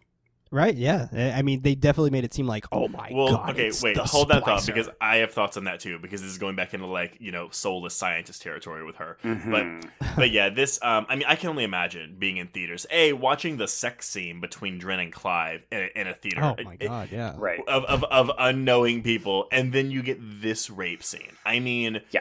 it is one of the most uncomfortable and bizarre, like, final 20 minutes of a film that I've seen in a long, long time. Yeah, fascinatingly Yeah. enough, when you look at the reviews too, there's a lot of people who say, you know what, I like this movie until it devolves into a standard horror film in the last 20 minutes.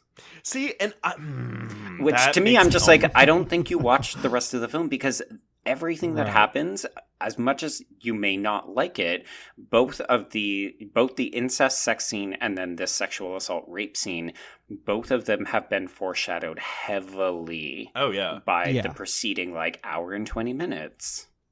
Absolutely. I mean, you don't have to like it to feel. No, I mean, I know. I'm not saying, oh, I like the rape scene, but it's It's not that it's here and it doesn't serve a purpose. Like, this Right. rape scene is a focal point of this film. Right, yeah, and I'm not even saying that like, oh, this shouldn't have been there. I mean, granted, I feel like most rape scenes are very interesting placed, because like I feel like that needs to be placed with a reason per se. But it's interesting because typically in horror we see the rape scenes happen first and I then was revenge. just gonna say that, right? Because and then the rest of the movie is about how the victim, Right. how the woman deals with the rape and the consequences of whatever. Whereas this Exactly. is it's the opposite. So it happens at the end, and we don't really get to see. I mean, we do get to see how she deals with it afterwards, but it doesn't come out of the blue like, say, previous episode Showgirls when Molly gets raped. Like that. Right. That to me doesn't really serve much of a purpose narratively speaking. And listen to our episode on that. Yeah. So all this to say, there is also that deeply upsetting line. So it's important to note that the male version of Dren does have language and uses it to say that he would like to be inside Elsa. It speaks to me again about some of the gender norms that the film is experimenting and playing and critiquing and exploring. I think it's important that we didn't have a female Dren who was verbal, because we were left wondering, okay, what is she thinking? How is she processing this? Whereas here, it's an aggressive masculine character. Well, I was gonna say, because with female Dren, she's a seductress. With male Dren, he's a rapist. Yeah, but it's very much Yeah. in keeping, too, with, like, I think this film ultimately comes down as saying women are inherently more complicated and interesting, and men are driven by the urge to either fuck or kill. Sometimes both. Which is why the misogynistic arguments intrigue me. Because, again, I think that it's very much against everyone. I think they find it stereotypical. Like, oh, scientist lady becomes mom. Yeah. Yeah. Which, again, like, if that's the way that you read this, I do think that reading exists as well. Mm-hmm. Yeah. All this to say, Clive shows up. He ain't dead. He stabs male Dren through the chest with a pipe. Elsa ends up smashing Dren in the head with a rock. But I do love that she pauses. Yeah. So that there's enough time for, just like the cat earlier on, Dren gets a killing blow in, kills Clive, stings him right in the heart as well, which I love because in the scene earlier where they're talking about how Dren wants to go outside and she escapes up the skylight, he's wearing a t-shirt that has a heart logo, and That's right. Gets stabbed right there at the end. Nevertheless, it's her fucking fault that he's dead. This is why you don't hesitate. Be quicker than that. So Clive is dead. And we flash forward, we fade to white, and then we come back, and Elsa is meeting with Joan at an unspecified time in the future. She is there to sign a contract as they talk about moving to the next phase, and then Elsa stands up and reveals that she is pregnant, and the film ends on the ambiguous, ominous note, what's the worst that can happen? She looks so kind of like happy. Like oddly, like she's like I feel catharsis. But that's the thing, right? Like she's undergone massive trauma, absolutely possibly more so than what she experienced as a child. But I'm gonna say the greed of her is like, yep, I'm gonna make money off of this. Right. The gravitas like came from like, I'm gonna like flip this to learn how to profit off of this. But yeah, because I don't think she's keeping this baby, or this thing inside of her for motherly reasons. I don't think that is the case at all. She seems back to her kind of cold, scientific, for lack of a better term, sense. But I'm interested that you both referenced the money. I know that we hear Joan mention it, and she says that the figure seems more than generous. We don't see Elsa react to that. So I read this as her being, once again, she wants to be the cutting edge. Like, she will now produce science. Like, if she has to be a biological mother, it will be the kind of mother that gets her back on the cover of Wired magazine. Sure. I mean, it's also interesting, too, when she was showing Clive, like, that new apartment, though, right? Like, it was very flashy, very luxurious, and very modernized of this apartment that she was trying to show him. And, like, he was a little bit more laid back. And so I do feel like money is a bit of a motivator for her, though, too. Fair.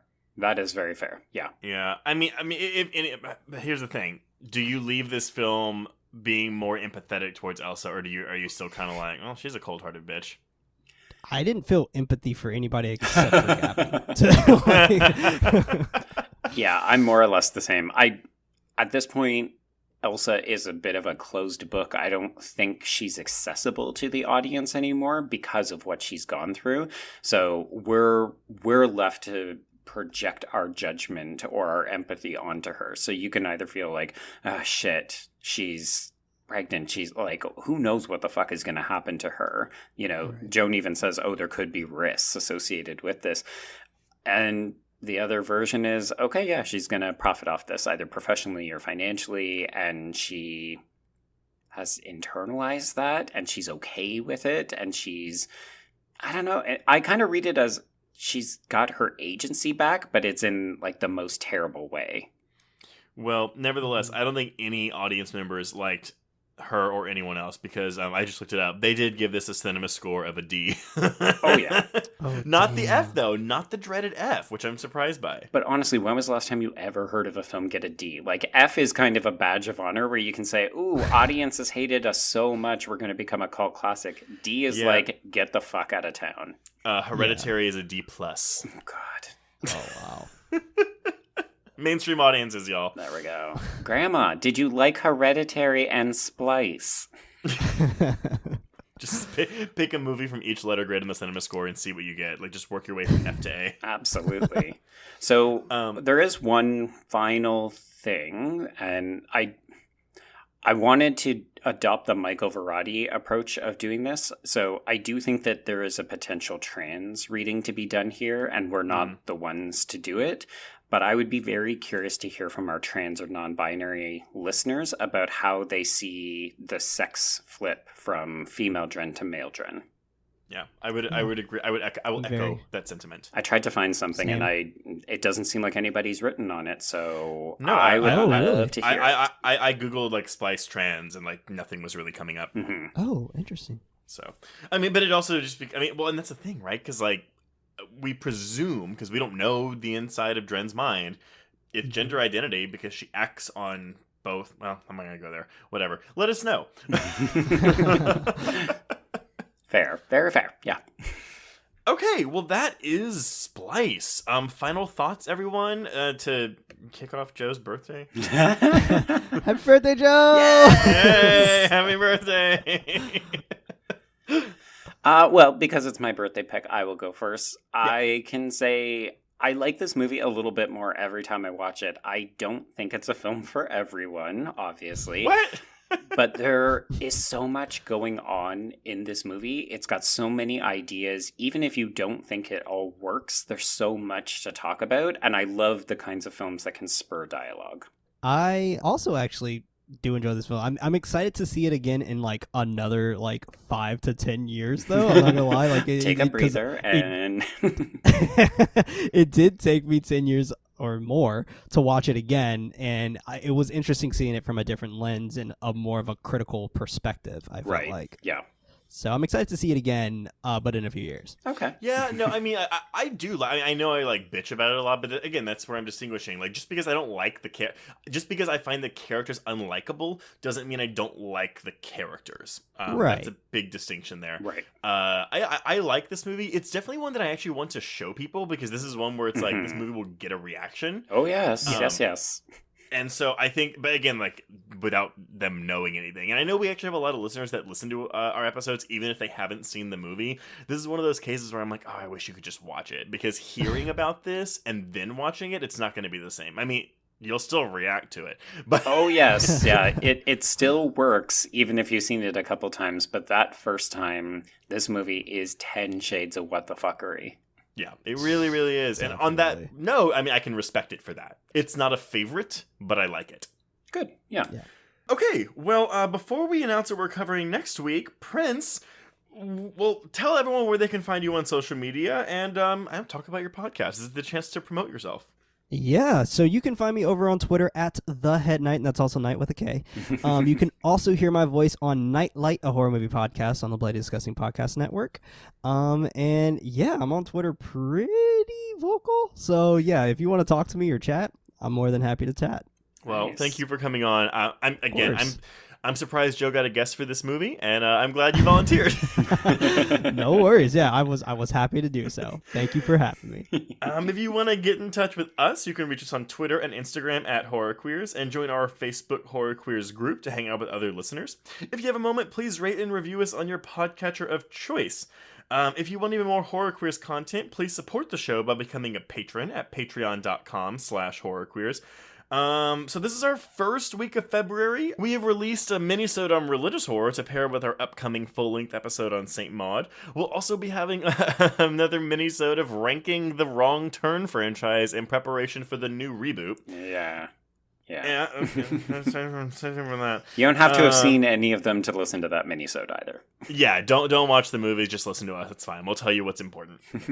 And then we'll, of course, to celebrate Valentine's Day /Singles Awareness Day, we will be having an audio commentary on the 2009 3D remake of My Bloody Valentine. But Joe, that's pairing with something that we're doing next week. Sure. I'm also just going to briefly mention we are covering that new Nicolas Cage animatronic movie. Oh, fuck. Yep. Yeah, we are. We are doing Willy's Wonderland.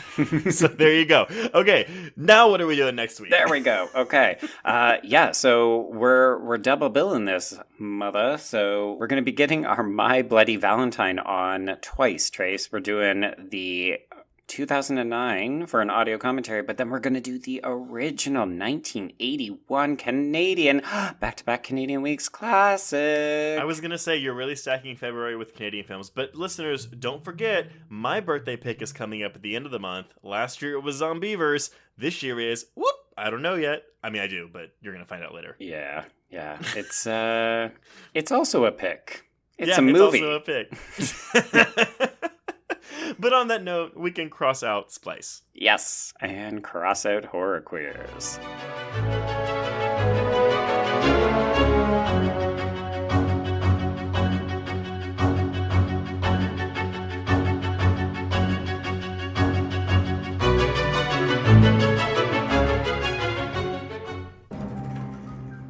You've made it to the end of another bloody, disgusting podcast. Congratulations. If you like our programming, consider searching for other bloody, disgusting podcasts, such as Creepy, Horror Queers, The Boo Crew, SCP Archives, Nightlight, Margaret's Garden, Nightmare on Film Street, and more. Hello, I'm Shelby Scott, the host of Scare You to Sleep, a podcast where I tell you spooky bedtime stories full of creepy sound effects and music that is soothing yet unsettling to help immerse you into a world of horror. This is a show for those of us who have realized horror can be a strange but relaxing escape from reality.